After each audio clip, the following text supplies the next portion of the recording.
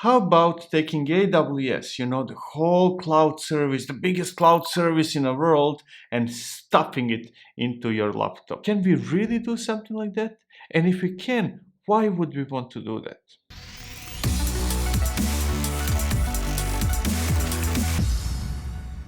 Today we are going to explore LocalStack, which allows us to create AWS services locally instead of, cloud in AWS itself. Now, do not get carried away. This is not a replacement for AWS. I'm not going to try to convince you to move from AWS to your laptop. I'm not going to tell you that you should stop paying AWS and run everything yourself.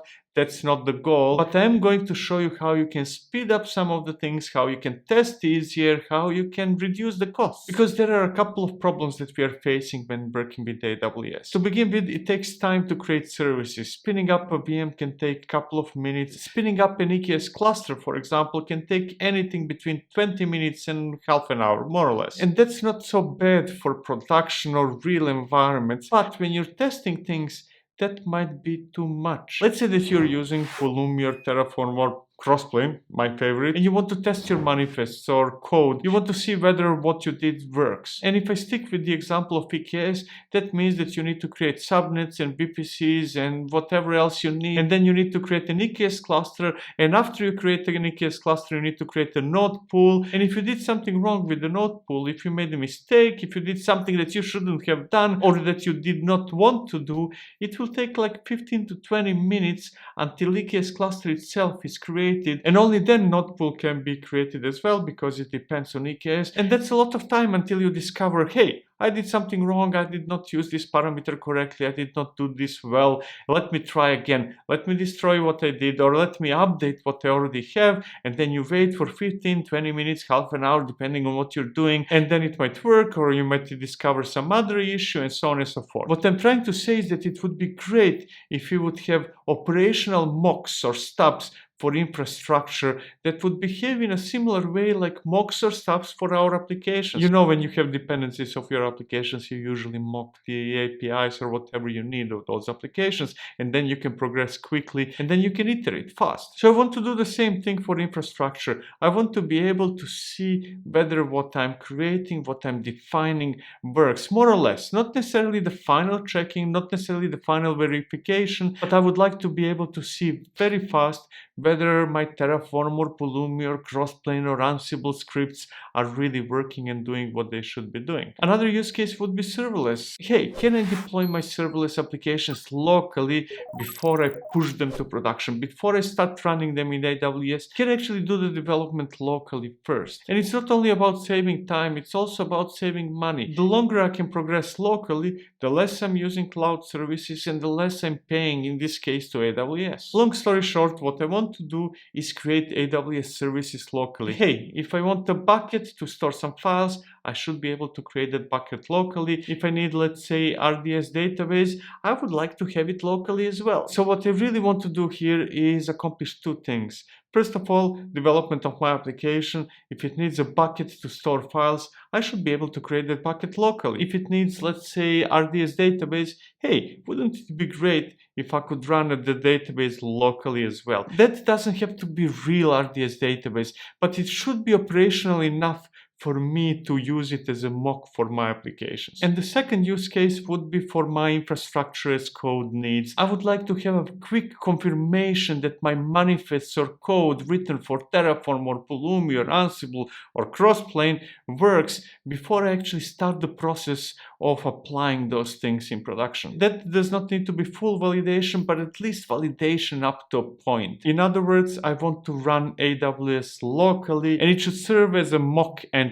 I'm not really trying to move my production to my laptop. I want to have AWS running locally as a mock engine for whichever needs I have. And LocalStack gives me just that. It is a testing or mocking engine that contains exactly the same API as AWS services and just enough of the same functionality for me to be able to use the basic things like, hey, can I upload this file there? Can I use this database? Can I create that schema? Can I even put some data into that mock database and stuff like that? It's cheap, and by cheap I mean it's either free or you pay a small fee if you want some additional features, additional interfaces, and it's lightning fast. Everything happens almost instantly. So I can save money and I can save time. And speaking of time, you should pause this video and click that like button and click the subscribe button and join this channel. By joining, you're becoming patron of this channel, and that helps a lot. It helps keeping the lights on. That was enough of a talk. Let's jump into the hands-on part.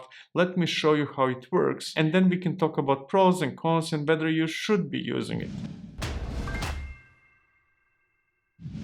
Now, there are a couple of ways we can run OpenStack. We can run it through the CLI directly, we can run it as a Docker container, and we can run it in a Kubernetes cluster. I will choose the last option simply because I like running things in Kubernetes clusters. I'm using Rancher Desktop as my local Kubernetes. You can use anything else. You can use Kind or K3D or whatever else you like. It can run in a remote real Kubernetes cluster as well, and that could be very useful, but we're going to get there later. For now, I have my local Kubernetes cluster and I'm about to install LocalStack using Helm. So I'm going to add the repository, and then I'm going to update the definitions of all the repos just to have the latest. And now I can install the Helm chart. But before I do, let me show you the values file that I will be using today. It's very simple. I have an API key, which you do not need to have, but I do. And I will explain later why you might want to have an API key. And there is a list of services that I want to use. So instead of having a mock of the whole AWS, I'm choosing specific services that I will need today. And those services are S3, EC2, EKS, IAM, ECR, and RDS. If you're familiar with AWS, and I'm sure that you are, you probably recognize those services and you know what they are. So let me install LocalStack by executing Helm upgrade, and I want to install, if it's not already running, it's going to be called LocalStack, and the chart is LocalStack, and the namespace is LocalStack, and I want to create the namespace if I don't have it already, and I'm going to use the values that I already mentioned. And the output contains the instructions how to discover the address through which we can access the API of LocalStack and use it instead of the API of AWS itself. But do not run those instructions blindly. To be more precise, you can discover the port by using the command that is stated in the output. But if you're running your cluster locally, like I am, then the IP is likely localhost, or to be more precise,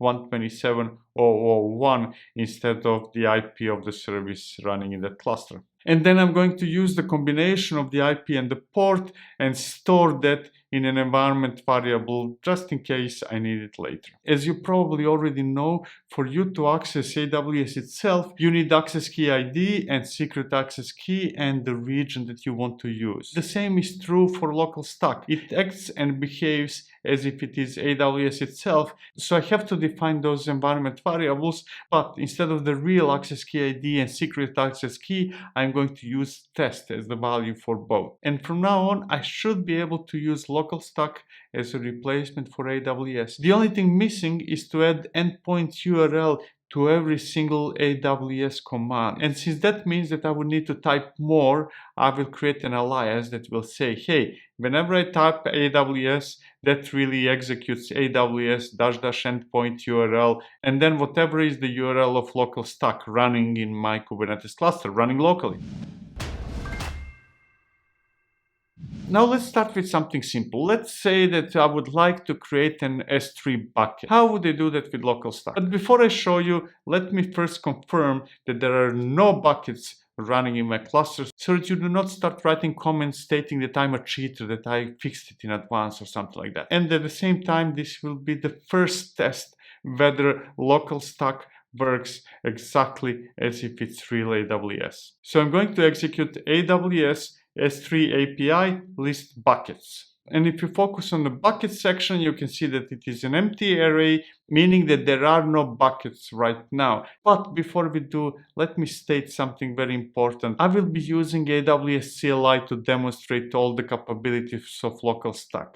In reality, you would probably not use the CLI, you would use whichever infrastructure as code type of tool you're using. LocalStack gives us the same API as AWS itself, so it can work with any tool in the market. It can work with Terraform, it can work with Pulumi, it can work with Crossplane, my favorite, Ansible, or whatever else you're using. But that's not the subject of this video. You just need to trust me that whenever I execute an AWS command, you could do the same thing, you could accomplish the same effect by running any other tool that uses AWS API. So off we go. Let's create the first bucket. So it's AWS S3 API, create bucket, and the bucket will be called DOT, DevOps Toolkit, short for DevOps Toolkit. By the way, all the commands that I'm executing are in a gist, and the link to the gist is in the description of this video, so go and check it out if you want to reproduce what I'm doing. Now let's see what happens if I list the buckets one more time. Will I see the newly created bucket? And there you go, you can see that the buckets array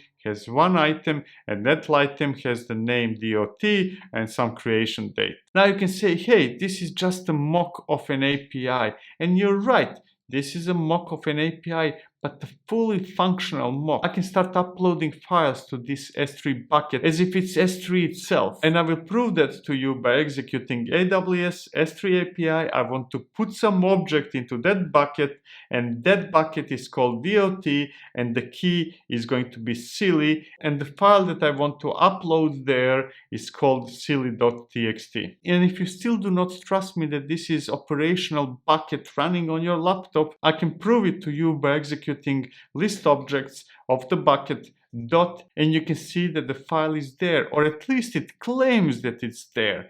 But the real test, the real validation whether this really works and acts as an S3 bucket would be to retrieve that file from the bucket and validate whether the contents are really what I pushed there. And I'm going to do that with the command AWS S3 API get object, that's the bucket, that's the key, and I'm going to output the contents of that file stored in that bucket into the new file on my file system called silly from s3.txt. And if I take a look at the contents of the newly created file on my file system, we can see that it says this is a silly file, which is the content of the file that I uploaded in the first place. So you can see that this looks and feels as if it is real AWS bucket. But let's go into something more complicated. Let's try to create, let's say, a database. Can I create an RDS database, maybe Postgres database in LocalStack? And I will do that in a moment. For now, I want to stay with buckets and see whether I can delete the files in that bucket and whether I can delete the bucket itself, whether I can do the whole cycle, the whole circle. So I'm going to delete the object in the bucket DOT,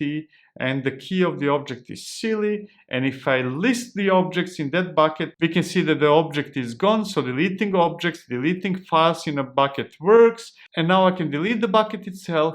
And if I list the buckets, I can see that there are no buckets anymore. Everything is gone. I did a full circle. I created a bucket. I uploaded a file to that bucket. I confirmed that the file is really there. And then I deleted that file from the bucket and I deleted the bucket itself. Full circle, round and round. Now let's go into something more complicated. Let's see whether we can create something as complex as an RDS database, a Postgres database, for example.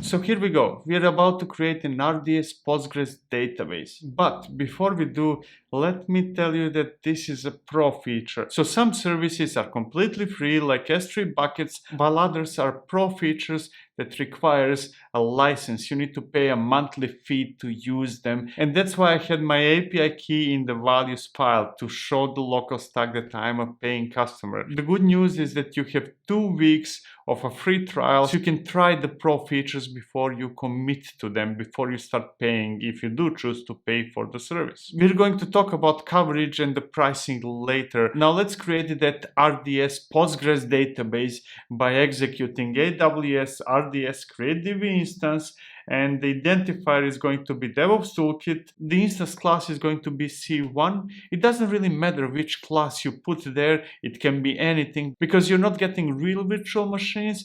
But since that field is mandatory in the API, you need to specify something. And I specified C1. And finally, I'm going to say that the engine is Postgres. And the output is the same as the output we would get from AWS itself. It gives us all the information about that newly created database. Except that it takes quite a lot of time to create that database in AWS. And in this case, it is almost an instant operation. We already have that database or the mock of the database running. In my case, in the local Kubernetes cluster. And in your case, it could be something else. It could be in a Docker container or directly through the LocalStack CLI. And since I'm paranoid by nature, I'm going to describe the database and confirm that that database is really there, that I'm getting real information when I describe the database. And I do. And from now on, I can use the database. I could use Postgres client to create a new schema, to query data, to insert data, delete, to do whatever I'm normally doing with the database. If my application would need the AWS RDS Postgres database, that's what my applications would be getting. Now I will skip showing you that that's a really operational mock of the database and that it looks and feels as a real database because, hey, you probably trust me by now and you don't need me to continue proving to you that this works. This is a fully operational mock of AWS services. So instead of demonstrating that I'm not lying to you, I'm just going to delete that database and we're going to jump into something else that might prove to be more complicated and not that polished as I would expect it to be. So I'm deleting the database and a few moments later the database is gone, no more.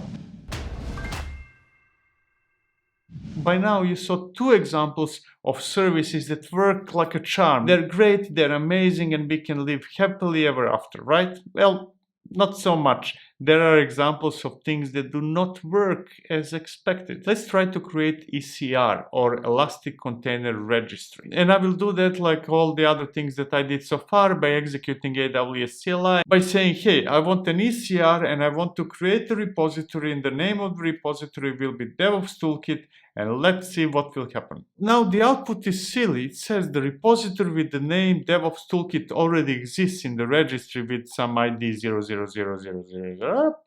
That is indeed very silly because I do not have that repository. I do not have that registry. This is a fresh installation of LocalStack and you saw everything I did. I never created that repository, so it cannot exist or it shouldn't exist. The output is obviously silly. It's wrong. So let me take a look at the logs and try to figure out what's wrong. And there we go. I need to scroll up a bit to find the culprit, and the culprit is Docker is not available in this Kubernetes cluster. And it's normal that Docker is not available in this Kubernetes cluster because Docker is gone from almost all Kubernetes clusters. If LocalStack can officially run in Kubernetes clusters, then LocalStack cannot expect everybody to have Docker in those clusters because there is no Docker in Kubernetes clusters. How many times do I have to repeat this? There is no Docker in Kubernetes except if you're running very old versions and if you're using Docker Shim and if you're using silly things. Because Docker is deprecated, it can work somehow with Docker Shim, but nobody should use it. So this is a silly requirement. LocalStack should either not rely on Docker when running in Kubernetes, or the team behind it should remove the instructions how to run Docker Stack in Kubernetes because it obviously does not work for all the services. For obvious reasons, there is no Docker in Kubernetes. And I do not understand why I'm so heated up on this subject. Why do we still need to pretend that Docker is in Kubernetes when it's not? Go ahead, take a look at your Kubernetes cluster and let me know whether there is Docker in it. Unless you're running Docker Desktop or maybe Mirantis version of Kubernetes or a very old version of Rancher or something that is ancient meaning more than a year or two, then you do not have Docker there. And almost all of us switch to Containerd or something similar as a container engine and so on and so forth. I'm going to calm down. Victor, be calm. This is one of the features that do not work, at least when you're running LocalStack in a Kubernetes cluster. You need to move LocalStack into Docker itself if you want to use ECR. And there are quite a few other services that work only if you're using Docker and if you're not running LocalStack in a Kubernetes cluster. So let's try something else. Let's say, to create an EKS cluster, because that is officially supported by LocalStack. Let me execute AWS EKS create cluster. I'm going to give it a name. I'm going to specify a role, and I'm going to say that I have no VPCs there. There are no VPC configs, and I'm going to hit the enter key, and there we go. The output says that the status is creating. It is creating an EKS cluster, and that's absolutely amazing, right? Well, let's take a look. If I list all the EKS clusters, my cluster is there. So far, so good. This is absolutely amazing. I can create an EKS cluster, and that is so mind-blowing. But since I'm paranoid, let me describe that cluster and see what I'll get there. And the status is still creating. It is creating the cluster, so there is no reason to panic just yet. I'm just going to wait for a few more moments. And while we're waiting, you might want to consider joining the channel. It's a price of single coffee that helps tremendously in paying all the expenses for this channel. You would be helping me a lot. Now let's take a look at the logs and see what's happening over there. Look at that last line. It says error creating cluster, my cluster, deleting and retrying. And it will continue doing that over and over and over again. In my case, it was not capable of creating EKS cluster, even though official documentation says that it does support an EKS cluster. And unlike ECR that gave me a clue of what's wrong, there is no information in the logs what's going on. I do not know why it doesn't work. I do not know why I cannot create an EKS cluster. All I know is that it doesn't work, at least not in my case. And that is very disappointing. I was so excited by the prospect of being able to simulate an EKS cluster. That excitement started to drop with ECR, and now it's somewhere in the middle. I'm still excited. I still like the prospects and the usefulness of LocalStack, but it's not as awesome as it could be. Or to be more precise, it's not as good as it claims to be, and I will show you the claim in a second. Let's go through the documentation and see what we can find there. And once you start browsing through the documentation, you will quickly discover that the most important page is probably AWS service feature coverage. It shows us which AWS services are available in LocalStack and what is the level of support of each of those services. 4 stars means amazing, excellent, never seen before, and then we start dropping those stars until we get to the point of having no stars, meaning that that specific service or a feature in a service is not supported. And if you go down, you see that there's a lot. I'm really impressed by the number of services that they ported into LocalStack.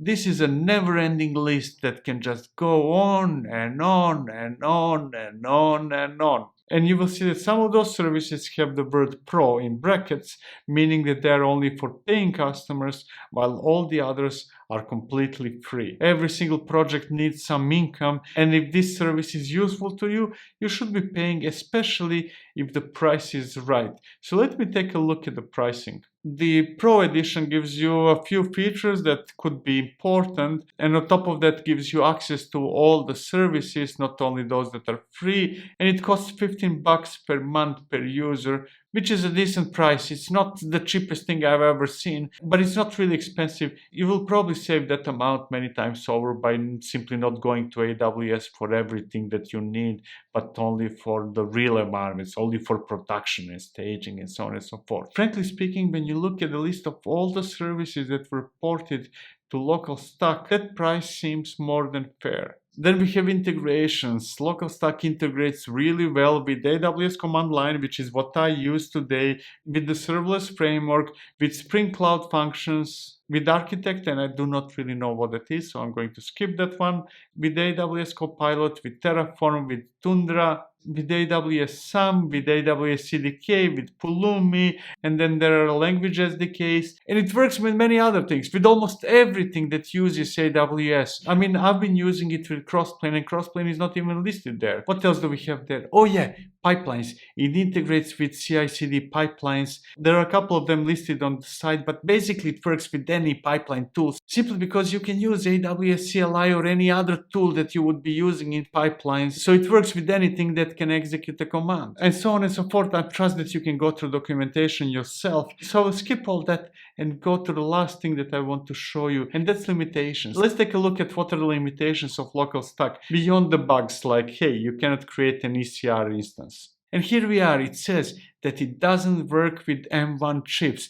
And that's bad, like really bad, because many of us, not everybody, but there is a significant percentage of engineers that use Apple computers, and all the new ones are based on M1 chips, and soon we will get M2 or whatever they will be called. So it's really disappointing that it says that it doesn't work with M1, but on the other hand, that does not matter. It doesn't matter whether it works with M1 or it doesn't, because that refers to the CLI, and you do not really need to use LocalStack CLI, because you will be running LocalStack either in a Kubernetes cluster or as a Docker container, and in both cases you're running in a VM, and that just works. So don't worry about the support for M1, because it does work in Kubernetes clusters and it does work as a Docker container. It just does not work if you run it through the CLI itself. Actually, there is an explanation of a workaround on how you can make the CLI work on M1 chips, but it's such a silly and tedious explanation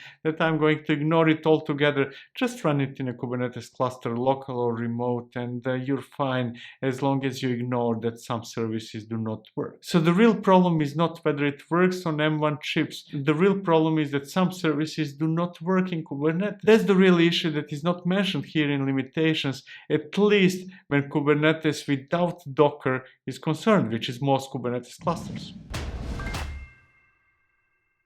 So let's talk about LocalStack. I think it's absolutely awesome. The number of services that they ported into the project is staggering. It's huge. And the fact that I can create local mocks of AWS services for my development needs. I might be working on an application that talks with some AWS services, and this would give me the mocks that I need to develop that application locally. Or my application might be serverless. I might be writing Lambda function, and then I can run that Lambda function as if it's in AWS without going to AWS, at least during local development. And that's really, really awesome, because it's faster and it lowers the cost. I do not need to pay AWS before I get to maybe staging environment or production. And as I said before, everything is much faster when we don't need to wait for AWS. And then there is my favorite, and that's infrastructure as code. When I write manifests in whichever tool I'm using, I can quickly test whether that makes sense, whether that works. And if it does, then I commit it to Git, and then I have processes that will create the real infrastructure